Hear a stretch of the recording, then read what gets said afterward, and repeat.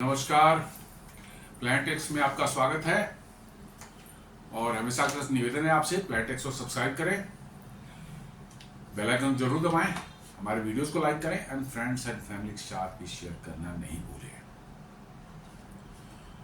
दोस्तों, बड़ी उथल पुथल दुनिया में चल रही है अभी। अपने बगल में नेपाल में तो आपने सुना ही होगा, मेरा पिछला वीडियो उस पर था, किस तरह से नेपाल में कितनी ज़बरदस्त मतलब कि प्रोटेस्ट लोगों के शुरू हुए और कितना वायलेंट, कितना ज़्यादा मतलब कि जो है उसमें जान माल की क्षति हुई है। पूरे नेपाल में सारे सरकारी भवनों को, पार्लियामेंट बिल्डिंग को, प्राइम मिनिस्टर्स के ऑफिस को, उनके रेजिडेंसेस को, उनके इवन प्राइवेट रेजिडेंसेस को भी जो है जलाकर खाक कर दिया गया है। मिनिस्टर्स को सड़कों पर दौड़ा दौड़ा कर पीटा गया है। पूर्व प्राइम मिनिस्टर शेर बहादुर देउवा के घर में जो है घुस करके उनको, उनकी पत्नी की पिटाई की है लोगों ने। देन आपको जो है एक एक्स प्राइम मिनिस्टर की वाइफ जो है उनके घर में आग लगाई, वो जल के मर गई। उनके फाइनेंस मिनिस्टर भाग रहे थे, उसका वीडियो साफ दिख रहा है कैसे लोगों ने सड़क पर उनको दौड़ा दौड़ा कर मारा है। तो ये बहुत ज़्यादा मैंने बहुत ही मतलब क्या कह सकते हैं भीषण मतलब प्रोटेस्ट वहाँ हुए हैं। और उसकी वजह से नेपाल में अब कल रात 10 बजे से जो है वहाँ सैनिक शासन में सेना का शासन जो है सेना ने डिक्लेयर कर दिया है। तो थोड़ी अब शांति है, चूँकि सेना में लोगों का भरोसा है। सेना ने इसमें प्रोटेस्टर्स या एजिटेटर्स के अगेंस्ट में किसी तरह की कार्रवाई करने से मना कर दिया था। ये जो गोलियां चली वहां पे पुलिस ने चलाई थी, इसलिए सेना के प्रति लोगों का जो है मतलब कि अभी विश्वास है, बड़ी इज्जत है नेपाल में। उम्मीद की जाती है कि अब शांति बनेगी। अब क्या अल्टरनेट व्यवस्था बनेगी वो तो समय बताएगा, बट एट प्रेजेंट जो है आज वहां शायद शांति रही है। इन बिटवीन जो है एक और भी मजेदार और बहुत ही अप्रत्याशित एक और युद्ध, जैसे युद्ध पूरी तरह से नहीं है बट एक तरफा जो कह ही सकते हैं कि शुरू हो गया है। क्या ये आगे बढ़ेगा या यहीं पर खत्म हो जाएगा, कहना मुश्किल है। जी हाँ, कल इजराइल ने जो है कतर के दोहा शहर, कतर की राजधानी है दोहा, वहां पर उन्होंने भीषण बमबारी कर दी। 10-12 जगहों पर बड़े बड़े विस्फोट हुए और वहां पर ऐसा बताया था, इजराइल क्लेम कर रहा है कि वहां हमास के कुछ बड़े बड़े लीडर्स जो छुपे हुए थे वो इसमें मारे गए। हालांकि हमास कर रहा है कि नहीं, लीडर्स नहीं मारे गए, लीडर्स बच गए हैं, उनके लड़के या उनके रिश्तेदार वगैरह जो है उनकी मृत्यु हुई है। लेकिन इजराइल का कहना है कि नहीं, हमारे इंटेलिजेंस सोर्सेज बता रहे कि हमास के बड़े बड़े लीडर्स जो दोहा में छुपे हुए थे वो मारे गए हैं इस रेड में। और ये बड़ा ही कुछ अजीब लग रहा है। आप देखें तो दोहा में जो है, कतर के अंदर में जो है, आपको अमेरिका का उस एरिया में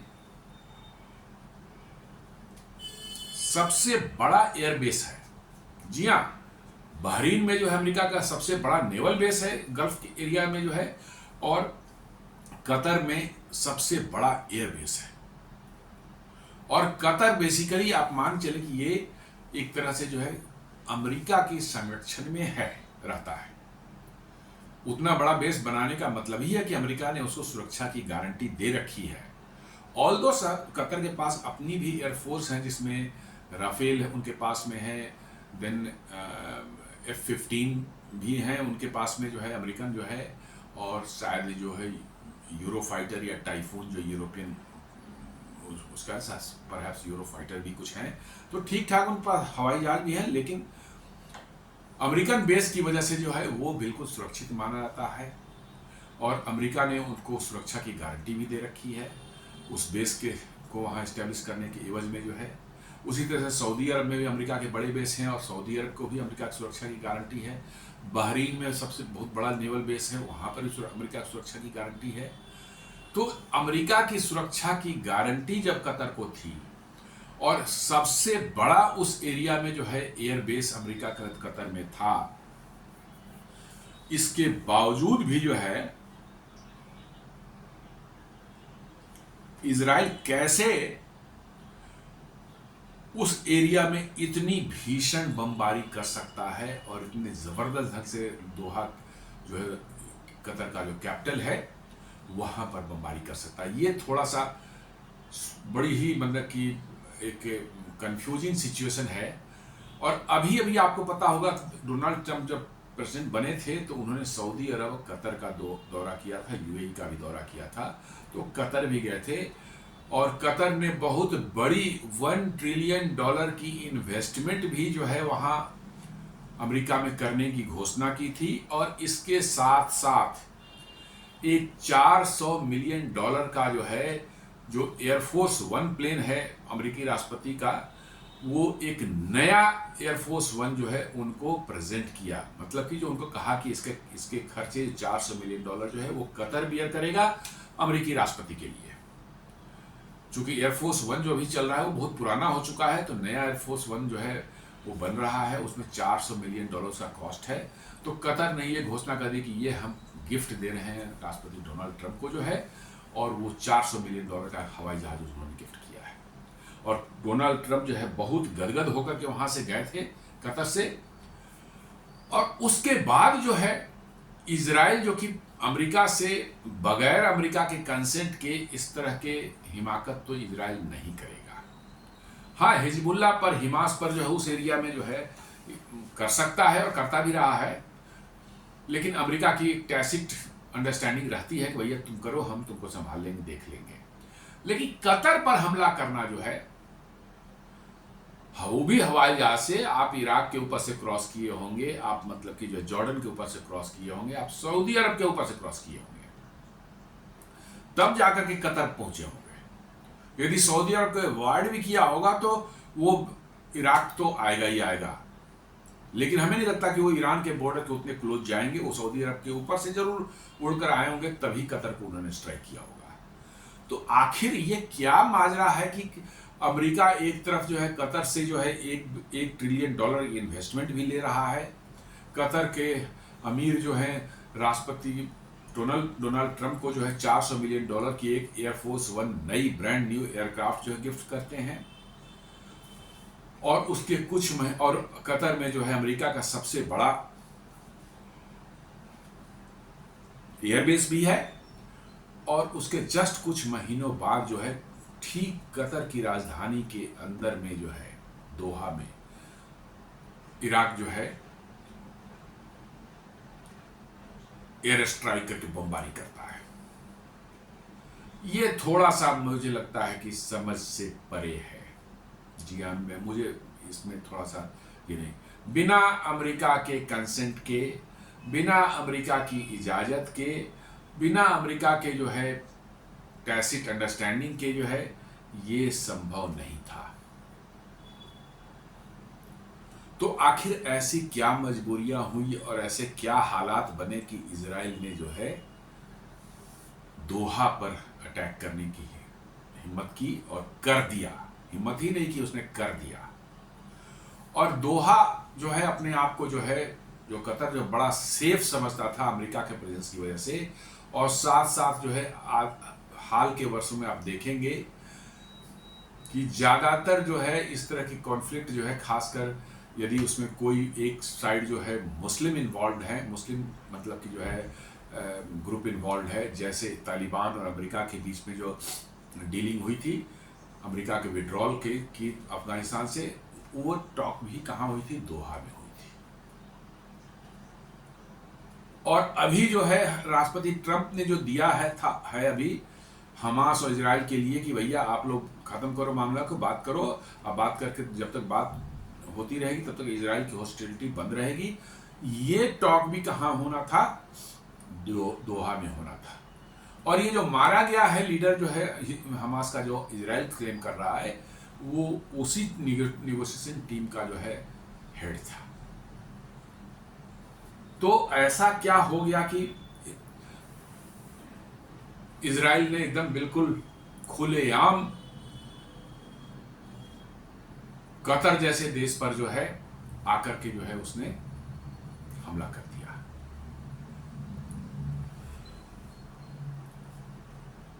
बिजनेस टुडे रिपोर्ट करता है, multiple blast heard in Doha, Israeli media says Hamas leadership on target, ये रिपोर्ट बता रही है।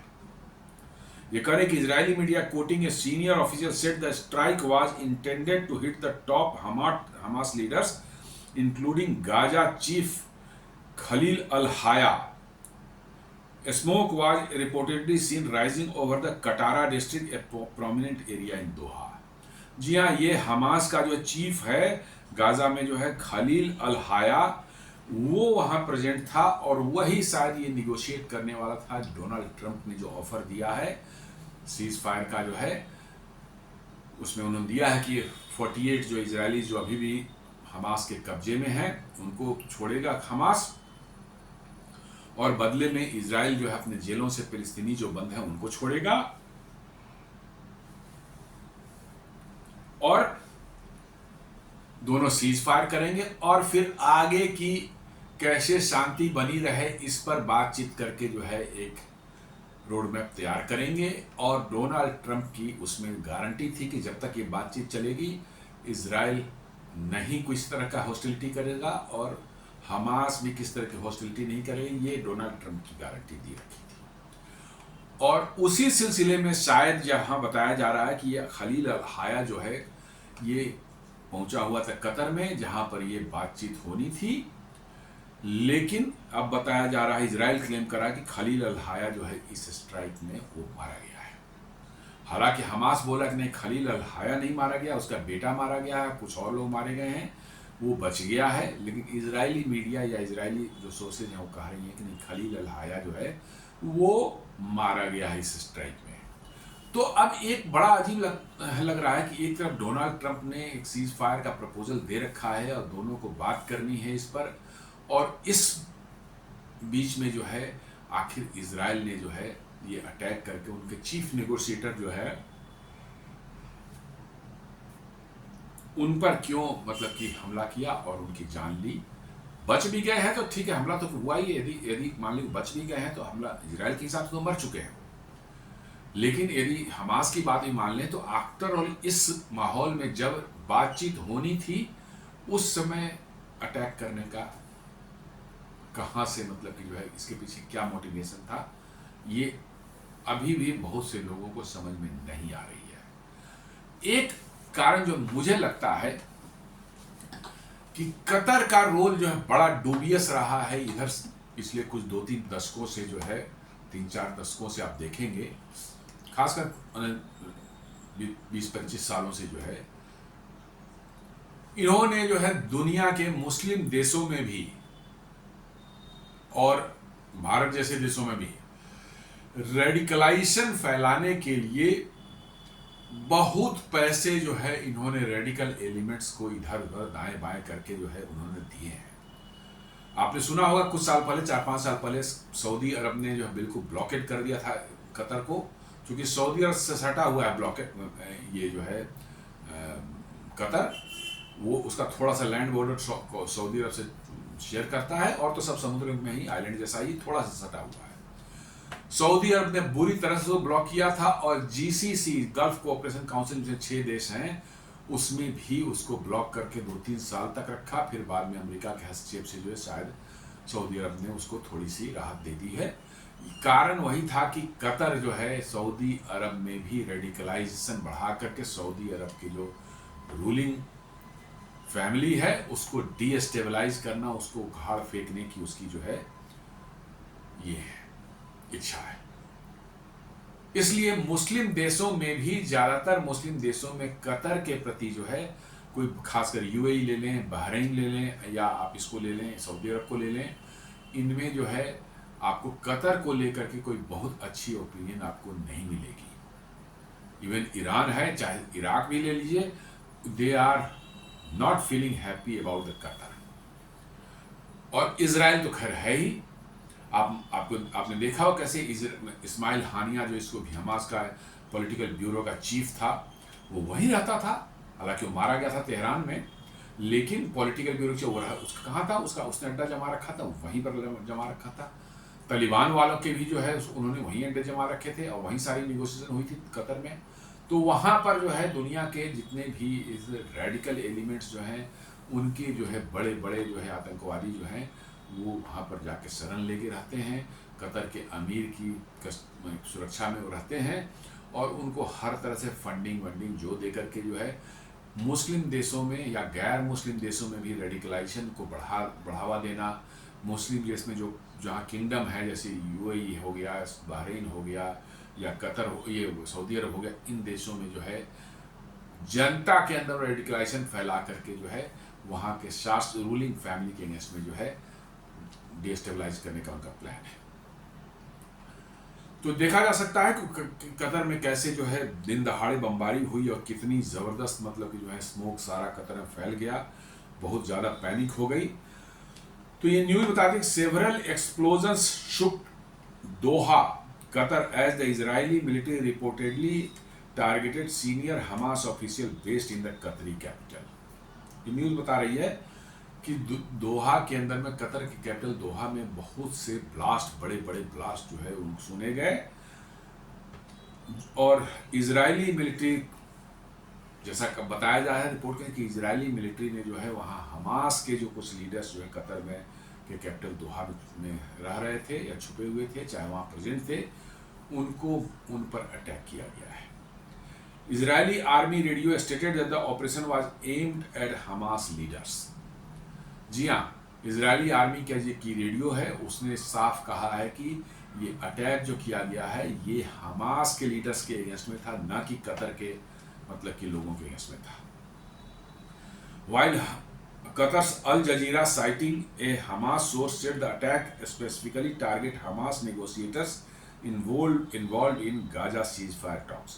जी हाँ, अल जजीरा जो है वो माउथपीस है कतर का, जो है कतर की सरकारी जो है वहाँ के जो रॉयल फैमिली है उसी के कंट्रोल में है, वही चलाती है। उसके हिसाब से कहता है कि एक हमास सोर्स को कोट करते हुए कह रहा है कि भैया ये जो है स्ट्राइक जो स्पेशली हमास को टारगेट किया गया था, जो नेगोशिएटर्स थे जो सीज फायर डील करने आए थे उन्हीं को टारगेट किया गया था। और इजराइल भी यही बोल रहा है, इजराइल भी यही बोल रहा है और अल जजीरा भी यही बतला रहा है। तो इसलिए इसमें कोई अब किसी तरह का संशय नहीं है कि भाई हुआ क्या है और किसको टारगेट किया गया था।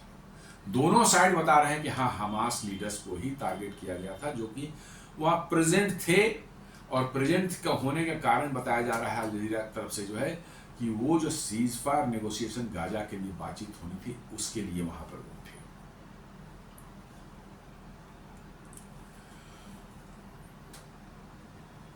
Who was Khalil al-Haya, chief negotiator of Hamas, allegedly killed in Israeli air strikes on Doha। ये इजराइल क्लेम करता है। Israel launched strikes in Doha targeting senior Hamas leaders, reportedly killing Khalil al-Haya। The strike, allegedly approved by President Trump, makes a major escalation in the Israel-Hamas conflict। ये बता रहे हैं, chat GPT की report है, ये कर रहा है, न्यूज़ भी आती है चैट जीपीटी, वो बता रहा है कि ये इजराइल ने किया है दोहा में जो है हमास लीडर्स के अगेंस्ट में जो अटैक हुआ है और उसमें खलील अल-हाया को मार दिया गया है। और साफ साफ ये कह रहा है कि द स्ट्राइक जो है वो अप्रूवल था प्रेसिडेंट डोनाल्ड ट्रंप का। जैसा मैंने शुरू में ही कहा कि इजराइल जो है इतनी बड़ी मतलब कि जो है एक्टिविटी जो है बगैर अमेरिका को कॉन्फिडेंस में लिए हुए, बगैर अमेरिका के टैसिट अप्रूवल के या उनके कंसेंट के वो नहीं करते हैं। नॉर्मली ऐसा करते हैं, छोटे मोटे हिजबुल्लाह के अगेंस्ट में हो गया, आपको हमास के अगेंस्ट में हो गया, लेकिन दोहा पर अटैक करेंगे ये शायद संभव नहीं था बगैर इन डोनाल्ड ट्रंप के अप्रूवल के या उनके नॉलेज के। तो ये ऐसा लगता है कि शायद इसमें अमेरिका का जो है अप्रूवल रहा होगा। क्या कारण है? क्योंकि अभी भी जैसा मैंने बताया कि $1 ट्रिलियन का इन्वेस्टमेंट जो है कतर ने प्रॉमिस किया था। कतर का बहुत पैसे हैं, दुनिया के पर कैपिटल इनकम के हिसाब से अमेरिका से बहुत आगे है, रिचेस्ट कंट्री कह सकते हैं, इतने पैसे हैं उनके पास। पॉपुलेशन बहुत कम है और गैस और तेल बेतहाशा उनके पास में है, इसलिए पर कैपिटल इनकम उनको अमेरिका से भी परहैप्स दुनिया में हाईएस्ट शायद है। $1.5 लाख उनका पर कैपिटल इनकम उनके पास, जो कि अमेरिका में $70-80 हज़ार मैक्सिमम होगा एवरेज। तो ये मतलब कि जो है, जब कतर ने $1 ट्रिलियन इन्वेस्टमेंट का उन्होंने प्रपोजल दिया था और एक $400 मिलियन का एयरफोर्स 1 हवाई जहाज गिफ्ट दिया था, अमेरिका, ऐसी क्या बात हो गई कि अमेरिका ने इजराइल को ये छूट दे दी कि जाओ कतर को ही पीट दो। CNN बताता कि एटलीस्ट ये एक न्यूज आई थी 8 तारीख की है ये, जो कि बताया जा रहा है कि इजराइल का जो अटैक करने का रीजन है वो यही है। ये एक्चुअली जेरूसलम में जो है 8 तारीख की न्यूज है कि जेरूसलम में 6 यहूदी जो है एक शूटिंग की हुई वहां पर और 6 यहूदियों को मार दिया गया। वहां 6 यहूदी वहां मारे गए जेरूसलम में। और इजराइल का जो इंटेलिजेंस कहता है कि यही खलील अल हाया जो है, ये टॉप लीडरशिप जो है, इन्होंने दोहा में बैठ करके ये कंस्पिरेसी की थी यहूदियों को जेरूसलम में शूटिंग करके मारने का। तो बहुत लोग कहना कि ये this was the trigger for elimination of Khalil al Haya. जो जेरूसलम में 6 यहूदी मारे गए थे, चूंकि इजराइल का हिस्ट्री रहा है कि आप यहूदियों पर अटैक करेंगे, उनको आप मारेंगे, तो वो इजराइल उसका बदला तो जरूर ही लेता है, इसमें कोई शक नहीं है। हो सकता है कई बार बदला में थोड़ा वक्त लग जाए, लेकिन वो बदला लेते जरूर हैं। आपको याद होगा म्यूनिक ओलंपिक में जब 14 या 15 इजरायली खिलाड़ियों को जो है बंधक बना करके फिलिस्तीनियों ने जो है और मुस्लिम उग्रवादियों ने जो है, मिलिटेंट्स ने जो है उनको मार दिया था। उसमें जो है कई एक लोग थे, 15-16 लोग थे, उनको चुन चुन कर इजराइल ने लगता है 30-35 साल लगे, लेकिन उसमें कोई नहीं बचा। एवरीवन वाज, ये 1972 की घटना है, 1972 म्यूनिक ओलंपिक में हुआ था ये। इजराइल उनके पीछे दुनिया के किसी कोने में, कोई अर्जेंटीना में मारा जा रहा है, कोई ऑस्ट्रिया मारा जा रहा है, कोई ऑस्ट्रेलिया मारा जा रहा है, कोई 1 साल बाद, 2 साल बाद, 3 साल बाद, ऐसे कर करके अगले 10-15 सालों में जो है, 20 सालों में सारे के सारे, नॉट ए सिंगल, शायद 21 लोग थे उसमें, not a single was spared. Israel का रिजॉल्व ऐसा है। और ये जो जेरूसलम में जो है, जो इजराइल के अंदर में आता है, वहां पर यदि 6 यहूदियों की हत्या हुई थी, तो निश्चित रूप से इजराइल तो उसका बदला लेना ही था। और लोग कहना है कि ये जो खलील अल हाया जो मारा गया है दोहा अटैक में जो है, ये उसी का रिपरकशन है। इजरायली एयरफोर्स का ट्वीट है, ये कहती है कि the IDF and Shin Bet through the Air Force recently carried out a targeted attack on top leadership of the Hamas terrorist organization. इसी अटैक की बात कर रहे हैं। The members of the leadership who were attacked led the terrorist organization activities for years and are directly responsible for the carrying out the October 7 massacre of waging the war against the state of Israel। यही news थी जिसका जिक्र कर रहा है Israeli air force. ये 7 तारीख घटना हुई थी, 8 तारीख की न्यूज वो छपी हुई थी, जिसमें 6 ज्यूज जो है, यहूदी जो है मारे गए थे, और ये पैलेस्टीनियंस ने किया था। और इजराइल का मानना है कि ये टॉप लीडरशिप जो है, उसी की कंस्पिरेसी ये थी जेरूसलम में ये घटना के अंजाम देने की, और इसलिए उन्होंने जो है उसको एलिमिनेट किया है। वो कतर में छुपा हुआ था, चाहे जिस वजह से कतर में था, लेकिन उन्होंने एयर स्ट्राइक करके उसको एलिमिनेट किया, ऐसा इजरायली एयरफोर्स दावा कर रही है। बेंजामिन नेतन्याहू का ट्वीट जो है वो कहता है, prime minister of today's action against the top terrorist chieftains of Hamas was a wholly independent Israeli operation. Israel initiated it, Israel conducted it and Israel takes full responsibility. वो कह रहे हैं कि ये पूरी तरह से इंडिपेंडेंट ऑपरेशन था, इसमें किसी की जरूरत नहीं थी, न मैंने किसी का हेल्प नहीं। डायरेक्टली उनका कहना है कि अमेरिका की भी हेल्प हमने नहीं ली। हम मानते हैं इस बात को, अमेरिका से हेल्प नहीं ली है। ये सब इस तरह के स्ट्राइक करने में इजराइल पूरी तरह से सक्षम है, वहाँ की एयरफोर्स, वहाँ की सेना जो है। लेकिन अमेरिका की अप्रूवल या अमेरिका की कंसेंट तो निश्चित रूप से ली होगी, इसमें भी कोई शक नहीं है। जी हाँ, इसमें भी कोई शक नहीं होना चाहिए कि अमेरिका की अप्रूवल के बगैर इजराइल जो है दोहा, सऊदी अरब और यूएई एंड बहरीन, ये कम से कम 4 ऐसे देश हैं जहां पर मैसिव प्रेजेंस है, मतलब कि जो है अमेरिकन सोल्जर्स की जो है 10,000 सोल्जर्स एट ए टाइम जो रहते हैं दोहा के एयरफोर्स के जो है 10,000, समझ सकते कितनी बड़ी बेस होगी।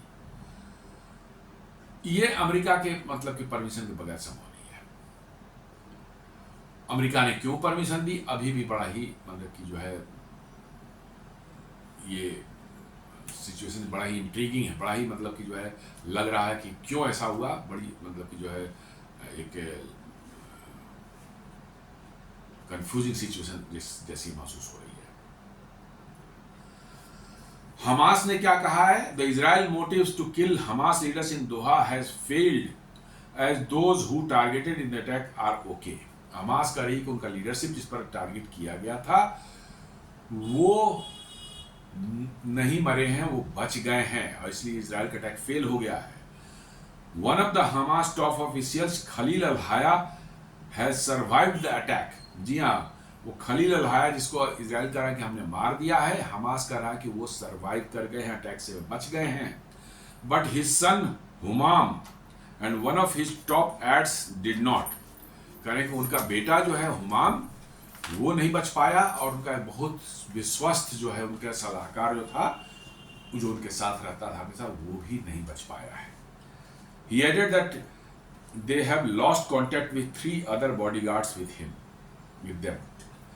करें कि उनके साथ जो है बॉडीगार्ड्स जो रहते थे उसमें से भी 3 बॉडीगार्ड्स जो है उनसे भी संपर्क नहीं हो पा रहा है, हो सकता है वो भी इस अटैक में मारे गए। तो होता है ऐसा, दोनों तरफ से अपने अपने क्लेम और काउंटर क्लेम होते हैं। इजराइल कर रहा है कि हमने उसको मार दिया है, हमास बोल रहा है कि नहीं वो बच गए, उनका बेटा मरा है, उनका टॉप जो है एडवाइजर जो है वो मरा है और कुछ उनके बॉडीगार्ड्स हैं वो शायद वो मरे हैं। हो सकता है, यानी दोनों में से कोई भी सही हो सकते हैं, इसमें कोई ऐसी बात नहीं है। ऐसे अटैक होते हैं तो उसमें कुछ लोगों का बच जाना कोई बहुत बड़ी चीज नहीं है।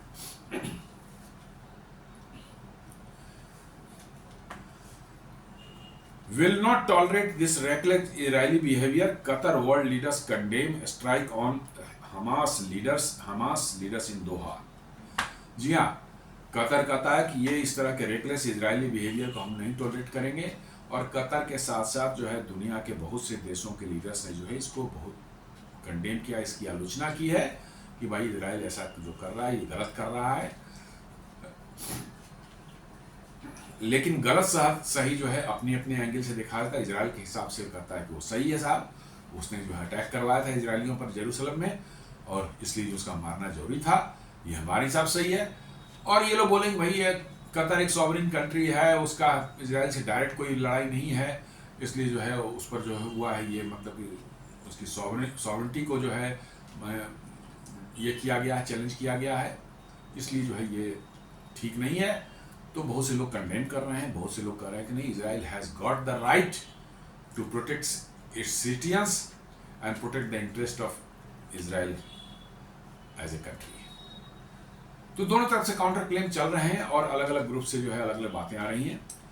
अब समझते हैं कि यूएस सीज फायर प्लान है क्या, जिसके लिए कहा जा रहा है कि खलील अल हाया जो चीफ नेगोशिएटर था वो दोहा में प्रेजेंट था।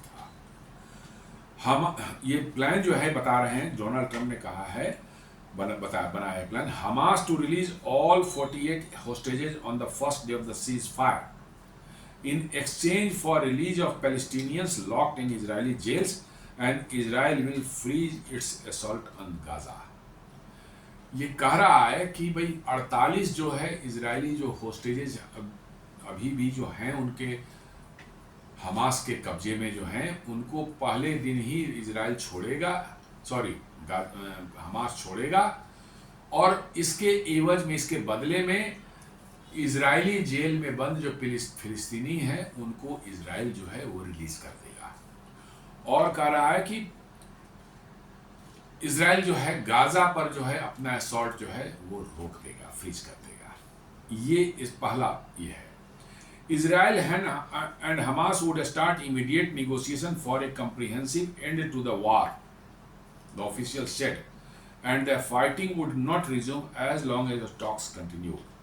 ये कह रहा है, ये प्रपोजल जो है इसमें कहता है कि उसके बाद इजराइल और हमास जो है एक्सचेंज हो जाएगी होस्टेजेज एंड प्रिजनर्स की। उसके बाद जो है कह रहा कि इजराइल और हमास जो है दोनों आपस में जो है नेगोशिएशंस करें, इमीडिएटली नेगोशिएशंस करेंगे कि कैसे जो है इस वार को पूरी तरह से ख़त्म किया जाए और आगे शांति बनी रहे, इसका जो है इसके बारे में बातचीत करेंगे।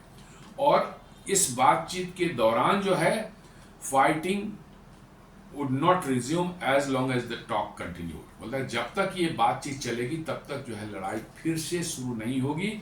और उसमें कहा जा रहा है कि president Donald Trump would ensure the ceasefire holds as long as negotiations persist. मतलब डोनाल्ड ट्रंप डायरेक्टली मतलब कि इसको इंश्योर कर रहे हैं, वो एश्योरेंस दे रहे हैं कि भाई जब तक बातचीत होती रहेगी इजराइल हमास के बीच में फिर से लड़ाई शुरू नहीं होगी।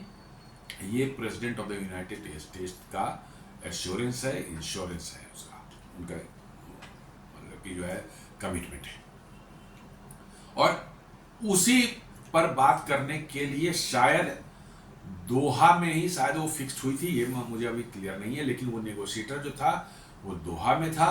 शायद वो दोहा में परमानेंट रहता होगा, वहीं पर कहा गया होगा कि इजराइल भी आ जाए और वहीं पर बात होगी। चूंकि आजकल बहुत सी बातें जो है इस तरह की नेगोशिएशन दोहा में होती रही हैं। बीच में अभी सुने हो कि कैसे सऊदी अरब भी इंटरेस्टेड था जो है यूक्रेन और रशिया के बीच में जो है बातचीत को वहाँ होस्ट करने के लिए। दोहा जो पहले से ही तालिबान के साथ हो चुका है अमेरिका का, इसको भी वो करना चाह रहा था, इसलिए शायद मतलब कि जो है ये वहीं पर रहा होगा। या हो सकता है कि इस्माइल हानिया की तरह ये भी परमानेंटली वहीं दोहा में ही रिजाइड कर रहा होगा।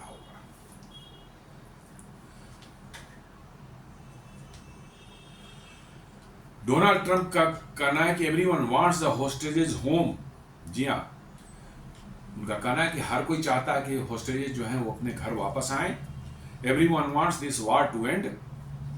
हर कोई चाहता है कि ये वार खत्म हो जाए। Trump posted on social media on Sunday evening, the Israelis have accepted my terms. इनका कहना है कि इजरायली ने हमारे टर्म्स को मान लिया है। It is time for Hamas to accept as well. और इसलिए हमास को भी इस टर्म्स एंड कंडीशन को मानना चाहिए और नेगोशिएशन पर आ जाना चाहिए।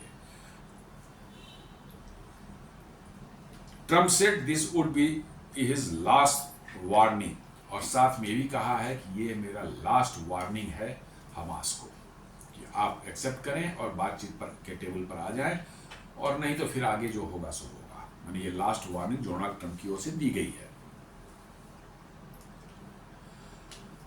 Hamas discussing US ideas for Gaza ceasefire after Trump's last warning. ये बीबीसी की न्यूज है। कह रहे हैं कि हमास वाले आपस में डिस्कस कर रहे हैं कि क्या किया जाए। चूंकि डोनाल्ड ट्रंप ने लास्ट वार्निंग दी है तो नेचुरली उसके कॉन्सिक्वेंसेस भी कुछ हो सकते हैं, इसलिए जो बातचीत कर रहे हैं शायद वो जो खलील अल हाया वो भी इन्वॉल्व था इसमें। वो बहुत बड़ा टॉप लीडर है उसका फिलिस्तीन हमास का, तो वो कतर में था। और शायद इसी को लेकर के जो है कुछ जो अभी 7 तारीख को जो जेरूसलम में हुआ, इजराइल ने उसको शायद निपटाने की कोशिश की होगी या निपटा दिया होगा। इन बिटवीन जो है बेंजामिन नेतन्याहू जो हैं उन्होंने एक फिर वार्निंग दी है गाजा वालों को, get out of their. Netanyahu wants a full blown military operation in Gaza city. वो कह रहे हैं कि गाजा में फुल ब्लोन जो है मतलब कि मिलिट्री ऑपरेशन शुरू होने वाला है, इसलिए आप लोग गाजा छोड़ करके निकल जाएं, वहां से कहीं शिफ्ट कर जाएं।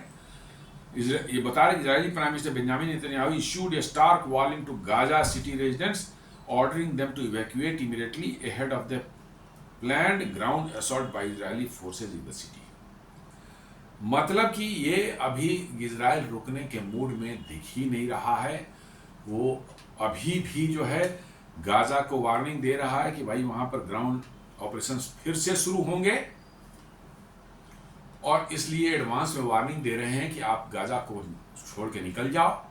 शायद आपको जैसे ध्यान होगा डोनाल्ड ट्रंप जब प्रेसिडेंट बने थे तो उन्होंने कहा कि गाजा खाली कर दे सब कोई, हम उसको एक रिसोर्ट बना देंगे, इंटरनेशनल रिसोर्ट बना देंगे, वहाँ कोई पैलेस्टीनियन नहीं रहेगा, कुछ नहीं रहेगा, वो बढ़िया सा एक रिसोर्ट बनाएंगे और शायद खाली करवाने के, गाजा खाली करवाने के लिए इजराइल शायद पिल पड़ा है और उसी डायरेक्शन कुछ काम हो रहा है। और डोनाल्ड ट्रंप की जो है कि म्यूट अंडरस्टैंडिंग जो है बनी हुई है बेंजामिन नेतन्याहू के साथ में और इजराइल के साथ में, क्योंकि इजराइल जो है आज भी जो है अमेरिका का क्लोजेस्ट एलाई है। जी हाँ, अमेरिका के इजराइल के मोस्ट ऑफ द हथियार जो है आप देखेंगे वो अमेरिकन है। और इतना ही नहीं, अमेरिका के हथियारों के लिए टॉप एकदम कटिंग एज टेक्नोलॉजी की रिसर्च जो है कहाँ होती है, वो इजराइल में होती है। तो दोनों ही इंटरडिपेंडेंट हैं। जी हाँ, टेक्नोलॉजी के मामले में अमेरिका से कम नहीं है इजराइल। इजराइल ने भी जो है ऐसी ऐसी टेक्नोलॉजी ईजाद कर रखी है कि आप अंदाज़ा नहीं लगा सकते। और अमेरिका के भी बहुत से हथियार जो बनते हैं उनकी जो है टेक्नोलॉजी इजराइल ही शेयर करता है अमेरिका के साथ में।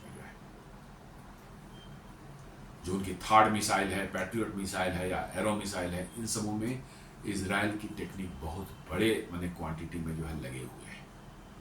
इसलिए अमेरिका भी ऐसा नहीं कहते कि ये वन साइडेड है कि सिर्फ अमेरिका भी इजराइल पर काफ़ी हद तक टेक्नोलॉजी के लिए डिपेंडेंट रहता है। और इसलिए जो है अमेरिका के साथ जो है इजराइल की जो है एक अलाइनमेंट जो है बहुत ही स्ट्रॉन्ग है, काफ़ी स्ट्रॉन्ग है। प्रेसिडेंट आते हैं जाते हैं अमेरिका में, जो बदलते रहते हैं, लेकिन सबकी जो है इजराइल से जो है वो उनकी अंडरस्टैंडिंग में कोई खास नहीं पड़ता। 19-20 का थोड़ा बहुत हो जाता होगा, बट इन बहुत ज़्यादा कोई फर्क नहीं पड़ता।